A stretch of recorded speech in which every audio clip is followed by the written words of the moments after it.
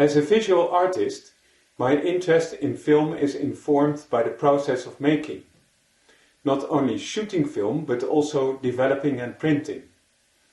These steps in the filmmaking process are often seen as purely technical and therefore as something generic, non-specific and uninteresting. An exception to the rule appears the moment that you walk into a film archive and meet the people that care for and restore photochemical film. For me, it is easy to have an interesting conversation with an archivist who works with the same materials and tools as I do. We share an interest in the various creative and technical steps of filmmaking that are often overlooked. A film archive is primarily concerned with the preservation and restoration of the moving image. By saying that, one also acknowledges that film tends to break apart. When I started my project Liquidator, I wanted to turn the role of the archive upside down. Instead of looking at the best examples, I was interested in finding the worst example. In other words, a film that was at risk to fall into the abyss of complete annihilation. The people at the Filmmuseum happily accommodated my research proposal and gave me access to a recent acquisition, an early city branding film made by the Dutch film pioneer Willy Mullens. The original film was printed on nitrate material, a highly unstable medium. Not only the photochemical emulsion had deteriorated, but also the base on which the emulsion is fixed. The images were warped and seemed to leak out of the frame. In my project, I have focused on these effects, zooming in on details, slowing down movement and using digital tools to calculate frames in between frames, making the movement even more fluid and liquefied. At the time that I was making the film, both the Fukushima nuclear accident and the WikiLeaks scandal dominated the news. Both these events provided an interesting context for me to think about my project. The nuclear radiation resulting from the Fukushima accident is a force that distorts and alters living tissues in a drastic and unrepairable way. The WikiLeaks website and community is a force that exposes hidden truths, revealing repression and corruption. In this light, it is relevant to mention that the original film had a commercial purpose, advertising the Dutch city Haarlem, while appealing to the rapidly growing international tourist industry. The molds and bacteria that have grown on the film have acted as a subversive force, distorting and erasing the original romanticized images. There is an inherent tendency in the film industry to present reality as a sort of glossed-up remake, bigger and better than life.